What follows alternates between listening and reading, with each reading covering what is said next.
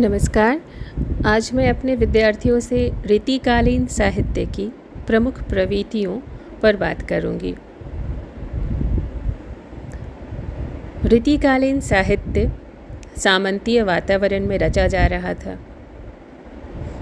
उस वक्त के राज दरबारी कवियों से स्वांतः सुखाए रचना की आशा नहीं की जा सकती थी। प्रदर्शन प्रवृत्ति इस युग की प्रधानता है।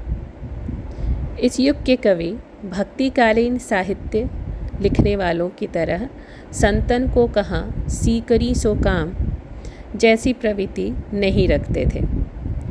उन्होंने वासना, संकीर्ण काव्य दृष्टि, स्त्री वर्णन, श्रृंगारिकता जैसी प्रमुख प्रवृत्तियों को अपना रखा था। इनकी वाणी में सूर और तुलसी जैसी तन्मयता, सात्विकता, उदात्त चेतना नहीं है।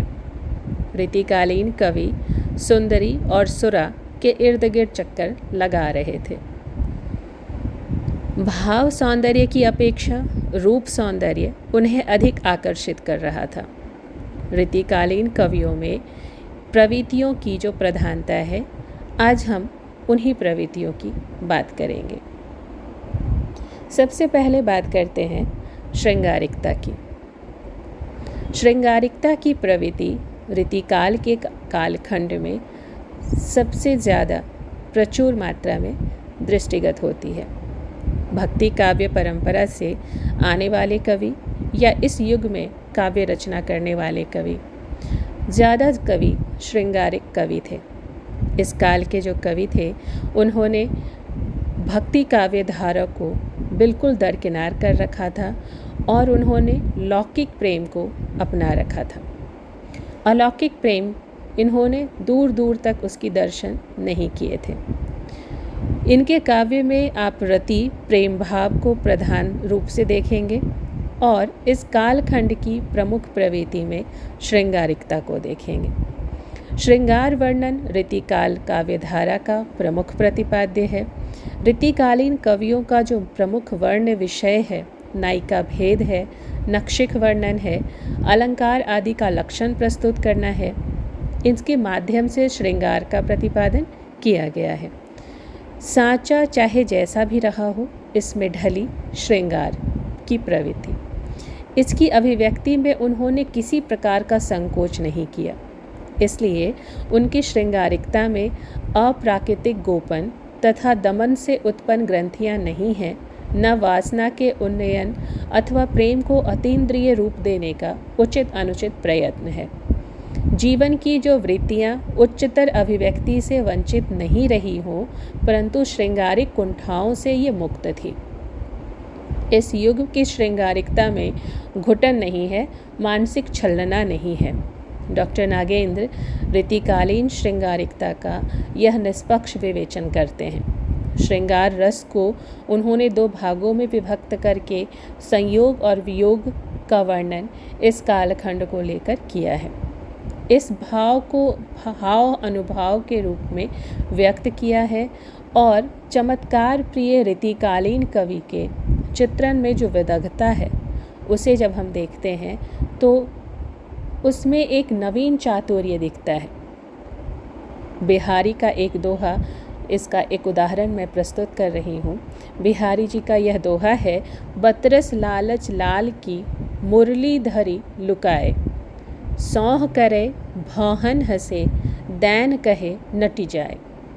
रीतिकालीन कवियों में संयोग के स्पर्श सुख का भी खुलकर वर्णन किया गया है। देव का एक उदाहरण है, स्वेद बढ़ियो तन कंप उरोजनी, आँखीन आंसू कपोलनी हासी।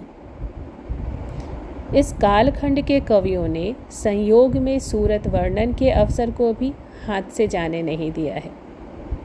करती कोलाहलू किंकनी गह्यो मौन मंजीर। इस कालखंड के कवि बिल्कुल स्वाभाविक श्रृंगार वर्णन करते हैं।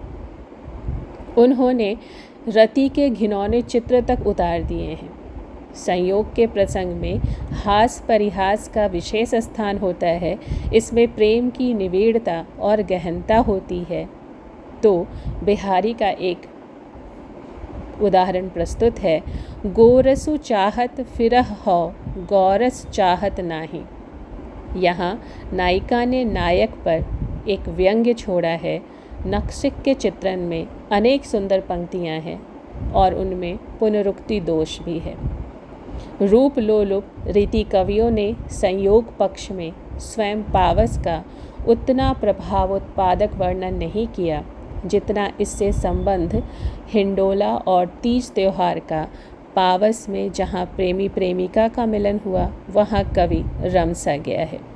तीज के पर्व पर नायिका के मानसिक उल्लास को देखें। काम झूले उर में, उरोजनी में दाम झूले, श्याम झूले प्यारी की अनियारी अखियन में। संयोग पक्ष के रूप चित्रण में ऋतिकालीन कवि सिद्धहस्त हैं।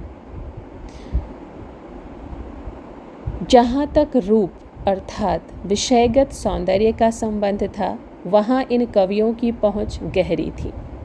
दूसरी ओर मतिराम, देव, पद्माकर जैसे रससिद्ध कवि रूप सौंदर्य का वर्णन करने में पूर्ण रूप से रमे हैं। नैनों के कटाक्ष और चंचलता का इतना सुंदर वर्णन विद्यापति को छोड़कर प्राचीन साहित्य में दुर्लभ है। पद्माकर लिखते हैं, पैरे जहाँ वह बाल, तहाँ तहाँ ताल में होत त्रिवेणी। श्रृंगार का एक अन्य पक्ष है वियोग। इसमें पूर्वराग, मान, प्रवास और करुणा आते हैं। ऋतिकालीन साहित्यकारों में देव ने मुग्धा का चित्रण अधिक किया है क्योंकि उसमें भावुकता का अतिरेक होता है। प्रायः सभी रीति कवियों ने वियोगिनी की 10 दशाओं का मनोरम चित्रण किया है। इन 10 दशाओं में स्मृति, गुणकथन और प्रलाप के द्वारा प्रियतम के हृदय का विश्लेषण किया गया है। देव ने नायक और नायिका के स्मृति चित्रों का वर्णन किया है। पद्माकर की नायिका अपने नायक के गुण का कथन करती हुई कहती है, छलिया छबीलो छैल छुवे चलो गयो। प्रलाप दशा में प्रिय के मिलन से जो सुख है उसका बखान किया जाता है। इस दशा का वर्णन करते समय यहाँ खंडिता, मानवती आदि नायिकाओं का उपयोग किया गया है। बिहारी, देव, मतिराम, पद्माकर सबने नायिकाओं के वियोग श्रृंगार का वर्णन किया है। नायिका के मानसिक अवसाद का वर्णन देव ने अत्यंत बारीकी से किया है। साथ में राखिए नाथ उन्हें, हम हाथ में चाहती 4 चुरी हैं। इसमें कितना दैन्य, कितना विषाद और व्यवस्था भरी हुई है। कवियों ने वियोग वर्णन में परंपरागत रूप में ऋतु वर्णन भी किया है, जिसमें उन्होंने मनोवैज्ञानिक दृष्टिकोण को भी अपनाया है। ऋतिकालीन नायिकाएं शुभ्र चंद्रमा प्रतीत होती हैं और उन्हें हर चीज़ अपने नायक से जुड़ी हुई लगती है। ऋतिबद्ध और ऋतिसिद्ध काव्यों की श्रृंगारिकता के पर्यवेक्षण के बाद यह निष्कर्ष निकलता है, जिसे हम डॉक्टर भागीरथ मिश्र के शब्दों में कह सकते हैं कि श्रृंगारिकता के प्रति उनका दृष्टिकोण मुख्यतः भोगपरक था। इसलिए प्रेम के उच्चतर सोपानों की ओर वे नहीं जा सके। प्रेम की अनन्यता, एकनिष्ठता, त्याग, तपस्या आदि उदात्त पक्ष भी उनकी दृष्टि में बहुत कम आए। उनका विलास की ओर उन्मुख जीवन और दर्शन सामान्यतः प्रेम या श्रृंगार के बाह्य पक्ष, शारीरिक आकर्षण तक ही सीमित रहकर रूप को मादक बनाने वाले उपकरण ही जुटाता रहा। यह प्रवृत्ति नायिका भेद, नक्शिक वर्णन, अलंकार निरूपण सभी जगह देखी जा सकती है। इन कवियों का प्रेम वर्णन रसिकता की कोटि से ऊपर नहीं उभर पाया है। हाँ, घनानंद आदि रससिद्ध कवियों का श्रृंगार इस बात का अपवाद है। इनकी कविता में शुद्ध हृदय से निःसृत प्रेम के उदात्त उद्गार हैं। इनके श्रृंगार में वासना की दुर्गंध नहीं है, न ही उन्होंने राधा कन्हाई के सुमिरन के बहाने अपने मानसिक फफोले फोड़े हैं। ऋतिबद्ध कवियों की श्रृंगार भावना में जो रुग्ण भावना है वह यहाँ नहीं है। बाबू श्याम सुंदर दास ने इन्हीं कवियों की सृष्टि को मनोमुग्धकारिणी कहा है। वस्तुतः इन सौंदर्य उपासक प्रेम कवियों का श्रृंगार वर्णन काफ़ी स्वच्छ और मनोरम है। इस दृष्टि से ऋतिकाल में इन कवियों का स्थान अमर है। ऋतिकाल की दूसरी प्रमुख विशेषता है अलंकारिकता। प्रदर्शन, चमत्कार और रसिकता प्रधान इस युग में अलंकारिकता एक मुख्य प्रवृत्ति है। साहित्य में भाषा की अपेक्षा ग्रहणशीलता की मात्रा को यहाँ उक्ति चमत्कार के द्वारा श्रोताओं पाठकों को आकृष्ट करने के लिए कवियों का लक्ष्य बना हुआ है। उस समय का विलासी राजदरबारी वातावरण जन सामान्य की मनोवृत्ति को कुछ इस तरह बना चुका था कि राजदरबारी कवि अपने काव्य को कृत्रिम भड़कीले रंगों में रंगना चाहते थे, जिसके लिए अलंकारों को उन्होंने अपनी कविता कामिनी में सजाना चाहा। बहुत सारे कवि अलंकारों के लक्षण और उदाहरण रच रहे थे। कुछ थे जो केवल उदाहरण रच रहे थे। उनके मन में भी अलंकारों के लिए विशेष भावना थी। अलंकार शास्त्र के ज्ञान के लिए उस समय के कवि सम्मान के अधिकारी हैं। तत्कालीन काव्य में भाव प्रेषणीयता और गहनता, तरलता लाने के लिए इस काव्य के कवियों ने विशेष मेहनत नहीं की है। उन्होंने अपनी कविता कामिनी को अलंकारों से सजाकर नक्शिक वर्णन से उन्होंने काव्यशास्त्रीय नियमों को अपनाकर काव्य को सौंदर्य देना चाहा। ऋतिबद्ध कवियों के समान ऋतिसिद्ध कवियों ने भी इस काव्य खंड में अलंकारों का प्रयोग खूब प्रचुर मात्रा में किया है। चमत्कार प्रिय होने के नाते यह कालखंड ऋति कवियों के लिए चमत्कार मूलक अलंकारों से संपृक्त है। श्लेष, यमक, अनुप्रास का अधिकाधिक उपयोग किया गया है। बिहारी ने ऐसे अलंकारों का प्रयोग किया है जिन्हें देखकर पाठक आश्चर्यचकित हो जाते हैं। कोरे शाब्दिक चमत्कार प्रदर्शन के साथ साथ प्रभाव उत्पादक भी अलंकारों का प्रयोग किया गया है। काव्य सौंदर्य में वृद्धि करते ये अलंकार कई बार अतिक्रमण कर जाते हैं, लेकिन बिहारी और केशव ने चमत्कार कर दिया है इस कालखंड की कविताओं में। बिहारी की अतिरंजना को देखकर उनकी सांसों के हिंडोले में झूलने वाली नायिका को घड़ी के पेंडुलम की तरह हम देखते तो हैं, लेकिन उसके मोह में इतने ग्रस्त हो जाते हैं कि हम उपमा दे डालते हैं कि बिहारी जैसा कवि दूसरा नहीं है। अन्य प्रवृत्ति में भक्ति और नीति भी इस कालखंड की मुख्य प्रवृत्तियां हैं।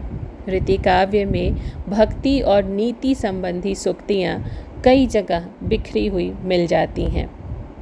इस कालखंड के कवियों को न तो हम अनन्य भक्त कह सकते हैं और ना ही नीति निष्णात।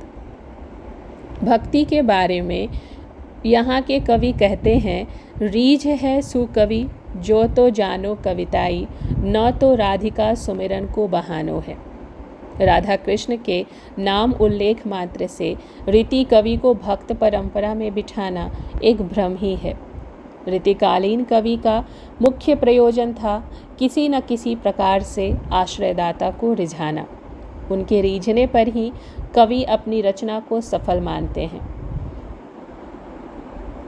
इसीलिए कहा है यहाँ कि चलो कविता है ना सही तो राधा कृष्ण के सुमिरन का बहाना है।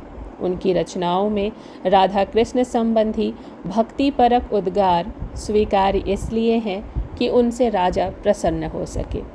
अपनी समसामयिक परिस्थितियों से तंग आकर ग्वाल कवि को राधा कृष्ण से माफ़ी मांगनी पड़ी वह कहते हैं, श्री राधा पद पद्म को प्रणमी प्रणमी कवि ग्वाल, छमवत है अपराध को कियो जो कथन रसाल।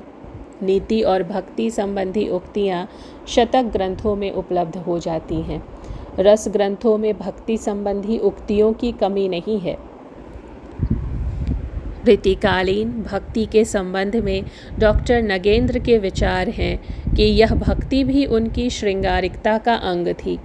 जीवन की अतिशय रसिकता से जब ये लोग घबरा उठते होंगे तो राधा कृष्ण का यही अनुराग उनके धर्म भीरू मन को आश्वासन देता होगा। इसी प्रकार रीतिकालीन भक्ति एक ओर सामाजिक कवच और दूसरी ओर मानसिक शरण भूमि के रूप में इनकी रक्षा करती थी। तभी तो ये किसी तरह उसका आंचल पकड़े हुए थे। रीतिकाल का कोई भी कवि भक्ति भावना हीन नहीं है, हो भी नहीं सकता था, क्योंकि भक्ति उसके लिए एक मनोवैज्ञानिक आवश्यकता थी। भौतिक रस की उपासना करते हुए उसे विलास जर्जर मन में इतना नैतिक बल बचाना था कि भक्ति रस में अनास्था प्रकट नहीं कर सकता था। इसलिए रीतिकाल के सामाजिक जीवन और काव्य में भक्ति का आभास अनिवार्यतः वर्तमान है और नायक नायिका के लिए बार बार हरि हरि और राधिका शब्दों का प्रयोग किया गया है। इस युग में रचित जैन और संत कवियों की रचनाएं अध्यात्म और भक्ति की दृष्टि से पर्याप्त महत्वपूर्ण हैं। इनकी संख्या 1000 से भी ऊपर चली जाती है, जिसमें प्रतिपादित धर्म, नीति, भक्ति और आध्यात्मिकता ने जनता के नैतिक स्तर को काफ़ी ऊंचा उठाया है। रीतिकाल में उपलब्ध भक्ति काव्य परिमाण और साहित्यिकता की दृष्टि से पर्याप्त महत्वपूर्ण है। रीतिकाल खंड की एक प्रवृत्ति है मुक्तक शैली में काव्य रचना। हिंदी साहित्य के इतिहास में मुक्तक के संबंध में आचार्य रामचंद्र शुक्ल लिखते हैं, मुक्तक में प्रबंध के समान रस की धारा नहीं रहती, जिसमें कथा प्रसंग की परिस्थिति में अपने आप को भूला हुआ पाठक मग्न हो जाता है और हृदय में एक अस्थायी प्रभाव ग्रहण करता है। इसमें रस के छींटे पड़ते हैं, जिनसे हृदय कलिका थोड़ी देर के लिए खिल उठती है। यदि प्रबंध काव्य विस्तृत वनस्थली है तो मुक्तक एक चुना हुआ गुलदस्ता है। इसी से वह सभा समाजों के लिए अधिक उपयुक्त होता है। उसमें कई दृश्यों और संगठित पूर्ण जीवन के लिए पूर्ण अंग का प्रदर्शन नहीं होता। एक रमणीक खंड दृश्य इस तरह सामने ला दिया जाता है कि पाठक या श्रोता कुछ क्षणों के लिए मंत्रमुग्ध हो जाता है। इसके लिए कवि को मनोरम वस्तुओं, व्यापारों का एक छोटा क्षण कल्पित करके अत्यंत संक्षिप्त और सशक्त भाषा में प्रदर्शित करना होता है। मुक्तकों को यहाँ पर अच्छी तरह आचार्य रामचंद्र शुक्ल ने समझाया है। हिंदी के कुछ प्रमुख मुक्तक काव्य खंड के कवि हैं विद्यापति, सूरदास, घनानंद। बिहारी के कुछ दोहों में पूरी गहराई और रस क्षमता के दर्शन होते हैं। देव में भी यह पर्याप्त मात्रा में है। रीतिकाव्य के संबंध में यह कहा जा सकता है कि मुक्तक इस कालखंड में सबसे ज़्यादा लिखे गए। अधिकांश कवित, सवैया और दोहा जैसे छंदों का प्रयोग किया गया है। बीच बीच में छप्पय, बरवय, हरिपद आदि छंदों का भी प्रयोग है, किंतु रीति कवियों की प्रवृत्ति अधिकतर दोहा, सवैया और कवित में रमी है। ये छंद ब्रजभाषा की प्रकृति के विशेष अनुकूल थे और जिन भावों का वर्णन इसमें किया गया उनमें भी ये उपयुक्त पड़ते थे। इस कालखंड की एक अन्य विशेषता है ब्रजभाषा की प्रधानता। ब्रजभाषा इस युग की प्रमुख साहित्य भाषा है। अलंकार प्रधान युग में भाषा को सजीवता और श्रृंगार संबंध में कवि ने विशेष सतर्क और जागरूकता से काम लिया है। भारतीय साहित्य में लालित्य के क्षेत्र में संस्कृत भाषा के पश्चात ब्रज भाषा का स्थान आता है। यह मधुर भाषा, कोमल रसों और सुंदर अभिव्यक्ति की क्षमता रखती है। डॉक्टर नागेंद्र इस काल के कवि की भाषा के संबंध में लिखते हैं, भाषा के प्रयोग में इन कवियों ने एक खास नाजुक मिजाजी बरती है। इनके काव्य में किसी भी ऐसे शब्द की गुंजाइश नहीं जिसमें माधुर्य नहीं है, जो माधुर्य गुण के अनुकूल ना हो। अक्षरों के गुंफन में इन्होंने कभी भी त्रुटि नहीं की। संगीत के रेशमी तारों में इनके शब्द माणिक्य मोती की तरह गुथे हैं। यह काल ब्रज भाषा की चरम उन्नति का काल है।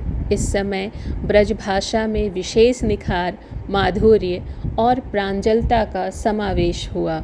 भाषा में इतनी प्रौढ़ता आई कि भारतेंदु काल तक कविता क्षेत्र में इसका एकमात्र आधिपत्य रहा और आगे भी इसका मोह बना रहा।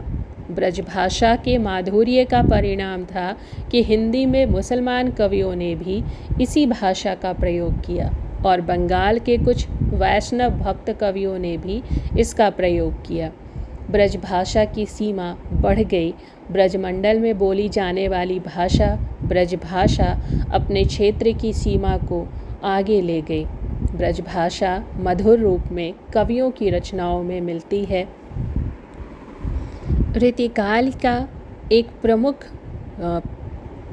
प्रवृत्ति जिसे कह सकते हैं वह है लक्षण ग्रंथों का निर्माण। रीतिकाल में कवि कर्म और आचार्य कर्म एक साथ चलते रहे।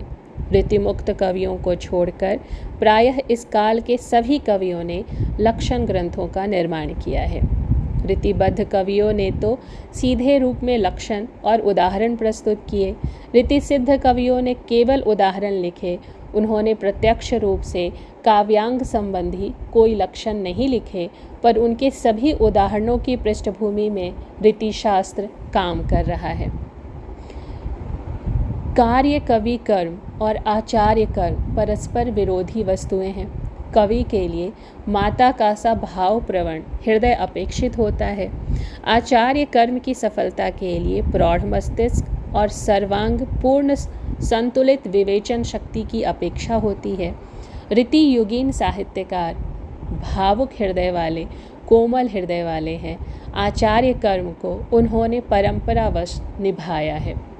कोई भी कवि रीतिशास्त्र के ज्ञान के बिना राज दरबार में आदर का पात्र नहीं बन सकता था। इसलिए कवियों ने पांडित्य प्रदर्शन किया। लक्षण ग्रंथों के निर्माण में इन्होंने सहयोग किया। आचार्य शुक्ल ने रीतिकालीन प्रवृत्ति को लक्ष्य करके कहा है कि इन रीतिकारों के रीति ग्रंथों पर निर्भर रहने वाले व्यक्तियों का ज्ञान अधूरा समझना होगा, क्योंकि इन्हें स्वयं भी रीतिशास्त्र का परिपक्व ज्ञान नहीं था। इन रीति ग्रंथों में काव्यांगों का कोई विवेचन प्रस्तुत नहीं किया गया, बल्कि कई स्थलों पर इस काल के कवि आचार्यों ने भूलें की है।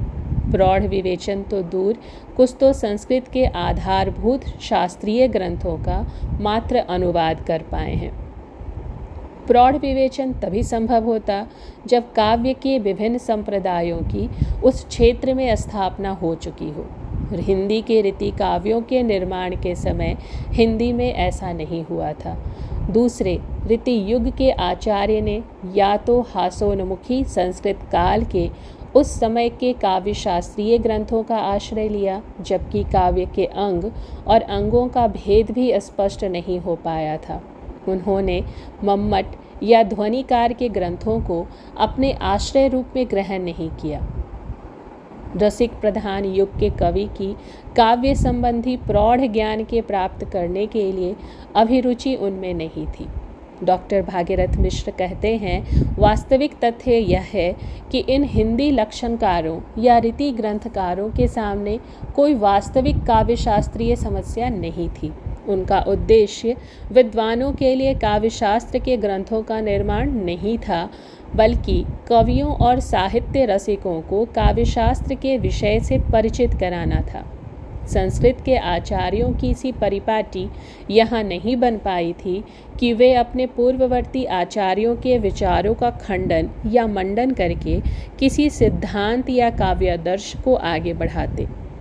यहाँ तथ्य है कि हिंदी काव्यशास्त्र या रीति ग्रंथों के द्वारा भारतीय काव्यशास्त्र का कोई महत्वपूर्ण विकास नहीं हो पाया। काव्य क्षेत्र में हिंदी साहित्य की प्रवृत्तियों का अध्ययन में इस प्रकार के काव्य का महत्वपूर्ण स्थान है। इस परंपरा को लेकर लिखे गए ग्रंथों की संख्या बहुत बड़ी है। रीतिकाल की एक अन्य प्रवृत्ति है वीर रस की कविताएं। रीति युग में हालांकि शांति और समृद्धि का जो ये समय है, औरंगजेब के क्रूर आतंकमय शासन ने भारतीय वातावरण को विक्षुब्ध कर दिया था। पूर्ववर्ती सम्राटों की जो उदारतावादी नीति थी, उसका स्थान औरंगजेब की कट्टरता ने ले लिया था। हिंदू जनता पर अकथनीय अत्याचार हो रहे थे। प्रसुप्त वीरात्मक प्रवृत्तियाँ इस वक्त जाग उठी थीं। दक्षिण में महाराज शिवाजी, पंजाब में गुरु गोविंद सिंह, राजस्थान में महाराणा राज सिंह और जसवंत सिंह का सेनापति दुर्गादास तथा मध्य प्रदेश में छत्रसाल आदि वीर स्वदेश और स्वधर्म की रक्षा के लिए औरंगजेब के साथ लोहा लेने को खड़े हुए थे। आश्रयदाताओं की धमनियों में अपने आतताइयों के विरुद्ध खड़े होकर सबल टक्कर लेने के लिए, नवीन रीति का संचार करने के लिए कवियों ने वीर रस की कविताओं की रचना की। श्रृंगार की प्रधान धारा के साथ साथ वीर रस की धारा भी इस काल में बही। भूषण, सूदन, पद्माकर आदि कवियों ने बड़ी ओजस्विनी भाषा में वीर रस की काव्य सृष्टि की। इन वीर रस के कवियों में राष्ट्रीयता का स्वर प्रधान है। इन कवियों की राष्ट्रीयता उस युग के लिए महत्वपूर्ण थी। एक अन्य प्रधान प्रवृत्ति है सूफी काव्य तथा प्रेमाख्यानक काव्य की। रीतिकाल में भी दो प्रकार के प्रेम काव्यों की रचना हुई। कुछ काव्य आध्यात्मिक प्रेम सिद्धांत निरूपक हैं और कुछ लौकिक प्रेम परक। सूफी काव्यों का निर्माण मुसलमान सूफी कवि और हिंदू संत कवियों ने किया। मुसलमान सूफी कवियों में कासिम शाह, नूर मोहम्मद और शेखर निसार उल्लेखनीय हैं। हिंदू कवियों में सूरदास और दुख हरनदास प्रसिद्ध हैं। सूफी काव्यों का पूर्ण उत्कर्ष भक्ति काल में दिखता है, किंतु यह धारा इस काल में भी प्रवाहित होती रही। लौकिक प्रेम काव्यों में बोधा, चतुर्भुजदास, आलम आदि उल्लेखनीय कवि हैं। प्रकृति चित्रण को आलंबन के रूप में अपनाने का भी इस कालखंड में एक प्रमुख प्रवृत्ति हम देखते हैं। आलंबन के रूप में प्रकृति चित्रण। रीति काव्य धारा में प्रकृति का चित्रण आलंबन के रूप में हुआ है। प्रकृति का आश्रय रूप अथवा स्वतंत्र रूप में कम हुआ है। यह स्वाभाविक भी था, क्योंकि रीति कवि दरबारी थे। उनके पास प्रकृति के प्रांगण में विचरने का अवकाश कम था।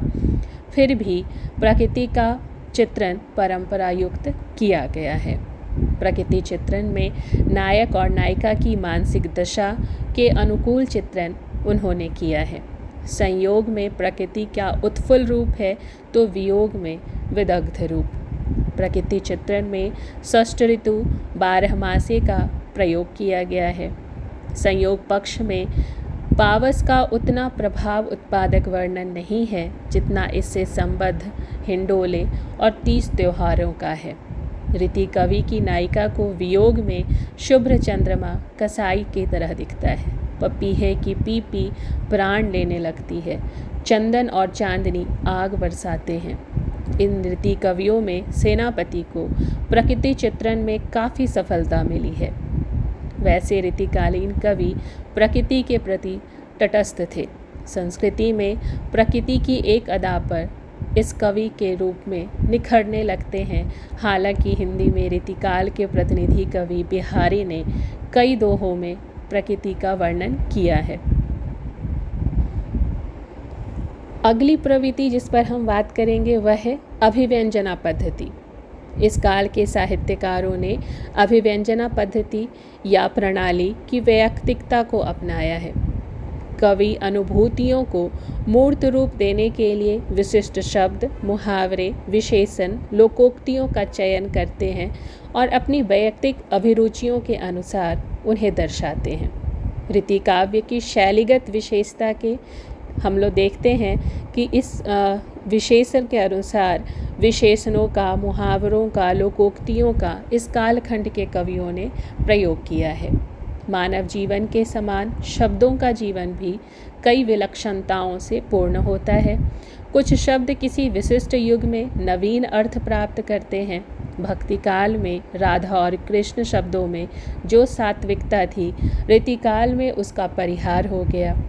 साधारण नायक नायिका के अर्थों में ये प्रयुक्त होने लगे। व्यवहारिक जीवन में भी लोग इनके नाम का नाटक खेलने लगे। रीतिकाल में लाल और लल्ला शब्दों का भी यही हाल रहा। कविता में वातावरण निर्माण के लिए ध्वन्यात्मक शब्दों का विशेष महत्व है।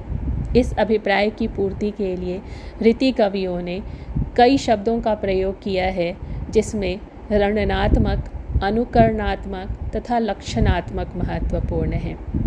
बिहारी, देव, दास, पद्माकर आदि ने शब्दों का अलग अलग तरह से प्रयोग किया है, जैसे झांझरिया, झनकेगी खरी, रणत भृंग, घंटावली, फहर फहर होत, प्रीतम को पीत घट। रीति कवियों द्वारा प्रयुक्त विशेषणों में चित्रोपम सौंदर्य दिखता है। सामंती वातावरण चतुर्दिक फैला हुआ था। हिंदी को थोड़ा बहुत संरक्षण मिला हुआ था, लेकिन प्रश्रय फारसी और उर्दू के कवियों को मिल रहा था। रीति कवियों को उनसे होड़ लेनी थी, इसलिए उन्होंने अपनी भावाभिव्यक्ति को विशिष्ट बनाया। अगली प्रवृत्ति जिस पर बात करेंगे वह है नारी चित्रण। मुगल शासन की निरंकुश सत्ता के सम्मुख देशी रजवाड़ों के नरेशों का तेज आहत हो चुका था। मुगल दरबार के प्रचुर विलास का अनुकरण करना उनके जीवन का उद्देश्य था। इसलिए नारी का वर्णन इस कालखंड के कवियों और उनके सामंतों के गहरे मानसिक विषाद को दूर करने में सहायक था। नारी का उनके सामने एकमात्र रूप था विलासिनी प्रेमिका का। नारी उनके लिए एकमात्र भोग विलास का उपकरण थी। अन्य रूप गृहिणी, जननी, देवी, भगिनी आदि पर उनकी दृष्टि नहीं थी।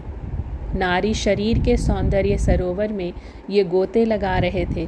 डॉक्टर नागेंद्र के शब्दों में रीति काव्य आध्यात्मिक तो है ही नहीं, परंतु वस्तु रूप में भौतिक भी नहीं, अर्थात न उसमें आत्मा की अतल जिज्ञासा है, न प्रकृति की दृढ़ कठोरता। वह तो जैसे जीवन का विराम स्थल है, जहाँ सभी प्रकार की दौड़ धूप से श्रांत होकर मानव नारी की मधुर आंचल छाया में बैठकर अपने दुखों और पराभवों को भूल जाता है। उसका आधार फलक इतना सीमित है कि जीवन की अनेक रूपता के लिए उसमें स्थान नहीं है। उस पर अंकित जीवन चित्र भी स्वभावतः एकांगी है। रीतिबद्ध कवियों के द्वारा तो नारी के सामाजिक जीवन के महत्व का उद्घाटन हो ही नहीं पाया।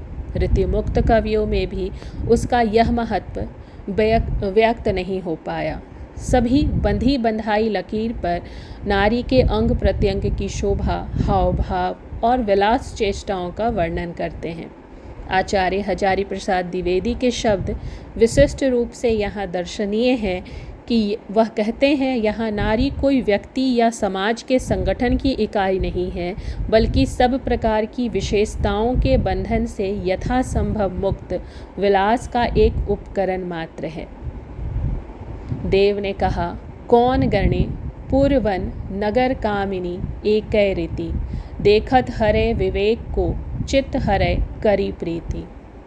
नारी की विशेषता इनकी दृष्टि में कुछ नहीं है, यह केवल पुरुष के आकर्षण का केंद्र भर है। नारी जीवन के प्रति रीति कवि के इस संकुचित दृष्टिकोण का दायित्व एक तो उस समय के वातावरण पर है और दूसरा तत्कालीन सामाजिक पृष्ठभूमि पर।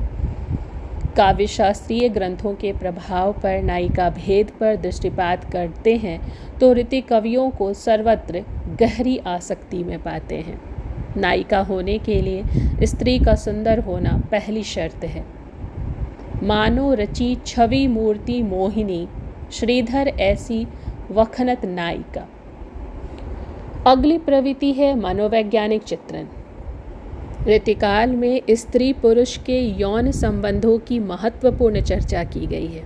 काम शास्त्रीय ग्रंथों की हमारे यहाँ विशाल परंपरा है। ऋतुकाल में कवियों ने अपने साहित्य में इसका उपयोग किया है। पाश्चात्य मनोवैज्ञानिक फ्रायड ने स्त्री पुरुष के यौन संबंधों की दूरगामी चर्चा की है। ऋतुकालीन कवि इस दिशा में इस परंपरा से जुड़े हैं। उन्होंने समाज में विलासिता और कामोत्तेजना की प्रवृत्ति बढ़ा दी है। ऋतुकालीन साहित्य में स्त्री पुरुष के यौन संबंधों के वर्णन में निर्बाध कामुकता और इंद्रियता का समावेश हुआ है।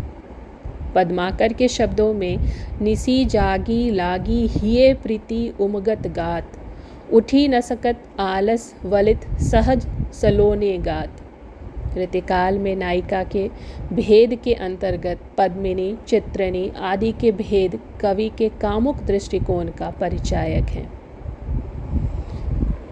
अगली प्रवृत्ति जिस पर हम लोग बात करेंगे वह है चमत्कार प्रदर्शन एवं बहुज्ञता। इस युग के कवियों ने चमत्कार प्रदर्शन के साथ बहुज्ञता का प्रदर्शन अपने ग्रंथों में किया है। चमत्कार प्रदर्शन के अंतर्गत अलग अलग अलंकारों के प्रयोग के साथ शब्दों की पच्चीकारी एवं रमणीयता पर ज़्यादा ध्यान दिया गया है। वहीं बहुज्ञता को प्रदर्शित करने के लिए साहित्येतर विषयों जैसे ज्योतिष, गणित, काव्य एवं नीतिशास्त्र, आयुर्वेद जैसे विषयों को भी अपने काव्य का माध्यम इन्होंने बनाया है। इन सारी प्रवृत्तियों पर बातचीत के बाद हम एक बार पुनः इनकी पुनरावृत्ति कर लें। ऋतुकालीन काव्य की रचना सामंती परिवेश और छत्रछाया में हुई है, इसलिए इसमें वे सारी विशेषताएं पाई जाती हैं जो किसी सामंती और दरबारी साहित्य में हो सकती हैं। ऋतुकालीन की जो प्रमुख प्रवृत्तियां हैं वो कुछ इस तरह हैं। सबसे पहले हम बात कर सकते हैं रीति निरूपण यानी लक्षण ग्रंथों की प्रधानता पर। दूसरा है श्रृंगारिकता, तीसरा है अलंकारिकता, चौथा है आश्रयदाताओं की प्रशंसा, पांचवा है चमत्कार प्रदर्शन और बहुज्ञता, छठा है उद्दीपन के रूप में प्रकृति चित्रण, सातवां है ब्रजभाषा की प्रधानता, आठवां है भक्ति और नीति, नौवां है मुक्तक शैली की प्रधानता, 10वां है संकुचित जीवन दृष्टि, 11वां है नारी के प्रति कामुक दृष्टिकोण और 12वां है स्थूल एवं मांसल सौंदर्य का चित्रण। धन्यवाद।